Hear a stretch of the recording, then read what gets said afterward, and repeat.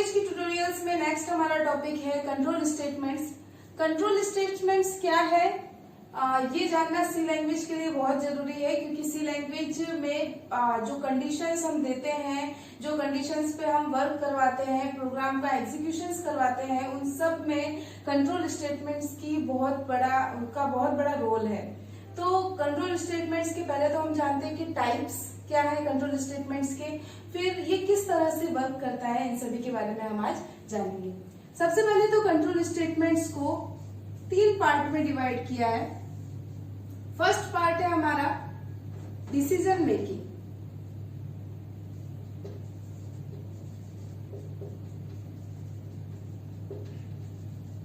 या branching statements भी कह सकते हैं, इसे डिसीजन मेकिंग या ब्रांचिंग स्टेटमेंट भी कह सकते हैं। सेकंड है लूपिंग, इसे इटरेशन भी कह सकते हैं। एंड थर्ड है जंपिंग स्टेटमेंट्स।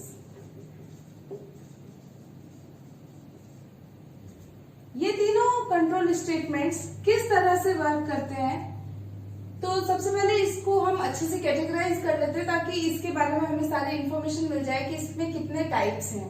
तो डिसीजन मेकिंग के अंदर हम इसे 5 टाइप में डिवाइड कर रहे हैं। सबसे पहले है simple if,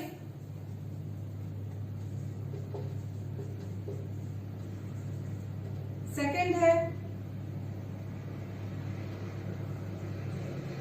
if else, third है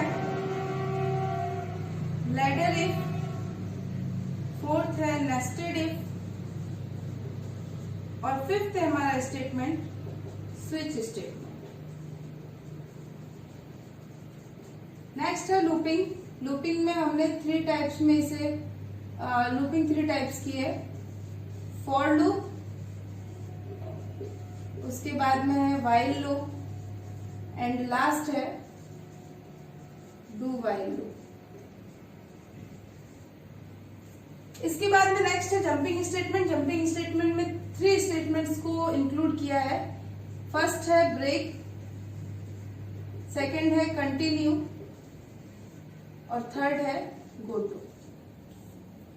ये सारे कंट्रोल स्टेटमेंट्स सी प्रोग्रामिंग में कंडीशन देने के लिए या पर्टिकुलर टाइम तक, पर्टिकुलर कंडीशन के ट्रू होने तक स्टेटमेंट्स को रन करवाने के लिए, या फिर जंपिंग किसी पर्टिकुलर स्टेटमेंट पर डायरेक्ट जंप करने के लिए यूज किए जाते हैं। तो इसी में सबसे पहले जो डिसीजन मेकिंग स्टेटमेंट है, यहाँ से मैं आपको समझाना शुरू करूंगी कि ये किस तरह से वर्क करता है। इसके बाद में 1 बाय 1 मैं डिसीजन मेकिंग, लूपिंग और जंपिंग के लिए अलग से वीडियोस बनाऊंगी, तो उसमें आपको ये सारे जो टाइप्स है कंट्रोल स्टेटमेंट्स के, इसको समझने में आसानी हो जाएगी। सबसे पहले तो कंट्रोल स्टेटमेंट क्या है वो जान लेते हैं।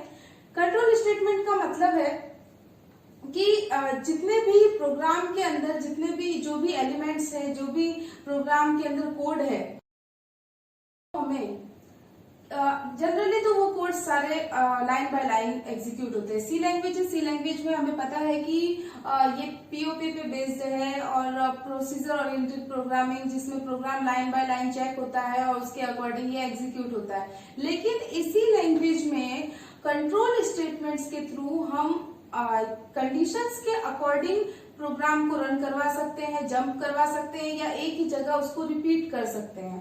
तो कंट्रोल स्टेटमेंट्स जो भी हमारे कोड है उसे कंट्रोल करता है कि हमें कौन सा कोड कब किस वक्त एग्जीक्यूट करवाना है। तो डिसीजन मेकिंग उसकी सीरीज में फर्स्ट है। डिसीजन मेकिंग नाम से ही जिसमें पता चल रहा है कि इसको एक और नाम है इसका सिलेक्शन स्टेटमेंट भी कहते हैं।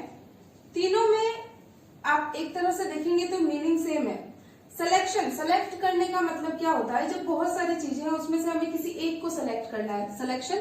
डिसीजन मेकिंग सेम वर्क कर रहे हैं हम, बहुत सारे डिसीजन हमें कब लेना होता है, जब बहुत सारे चॉइसेस है उसमें हमें एक को डिसीजन लेना है। ब्रांचिंग स्टेटमेंट, अगर मैं ब्रांचिंग स्टेटमेंट कहूंगी, अगर ये कंट्रोल स्टेटमेंट की मैं इस पार्ट में आ गई हूं तो मैं इसे ही चूज करूंगी। अगर मैं इस पार्ट के भी और पार्ट है, इनमें से किसी एक को चूज करूंगी। तो इसी तरह किसी एक स्टेटमेंट को एग्जीक्यूट करवाना और किसी एक को नहीं करवाना, या अदर जो भी है उन सबको नहीं करवाना और उनमें से किसी एक को ही डिसीजन लेकर के एग्जीक्यूट करवाना, ये काम है सिलेक्शन या डिसीजन मेकिंग या ब्रांचिंग स्टेटमेंट का। नेक्स्ट है हमारे पास में लूपिंग। लूपिंग नाम से ही पता चल रहा है कि लूप का मतलब होगा repetition, iteration, it means repetition. कोई एक स्टेटमेंट है हमारी, कोई एक या 10 स्टेटमेंट, जितने भी स्टेटमेंट है, किसी एक ही प्लेस पे उसे अगर हमें 10 बार रिपीट करवाना है, 20 बार रिपीट करवाना है, जितनी भी बार हमें रिपीट करवाना है उतनी बार हम कंडीशन दे देंगे। Just like i equal to 0, i less than equal to 20, i plus plus. यहाँ पे मैंने 3 चीजें की। एक वेरिएबल लिया जिसको इनिशियलाइज किया है, उसको मैंने 20 तक जाने के लिए कहा है और उसके अंदर 1 का हर बार इंक्रीमेंट करवा रही हूँ। तो लूप क्या करेगा, इन सभी पर वर्क करते हुए किसी स्टेटमेंट्स को या ग्रुप ऑफ स्टेटमेंट्स को कंटिन्यू रिपीट करता जाएगा। तो इसके लिए मैं नेक्स्ट वीडियो बनाऊंगी, उसमें आप लोगों को समझ में आ जाएगा कि लूपिंग किस तरह वर्क कर रहा है।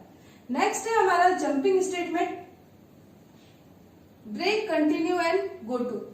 ये इन सभी स्टेटमेंट्स का वर्क है किसी प्लेस पर डायरेक्ट जंप करना।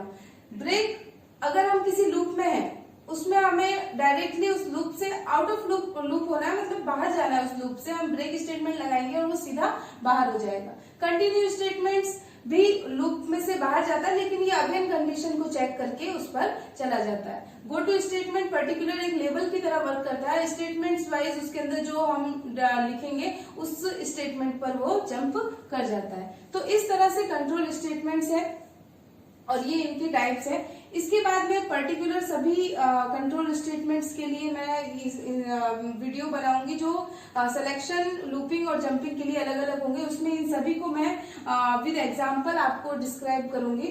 तो thanks for watching my video and अच्छे से लेने के लिए, अच्छे से इनके बारे में जानने के लिए मेरे चैनल को जरूर सब्सक्राइब कीजिए और लाइक करिए, शेयर करिए।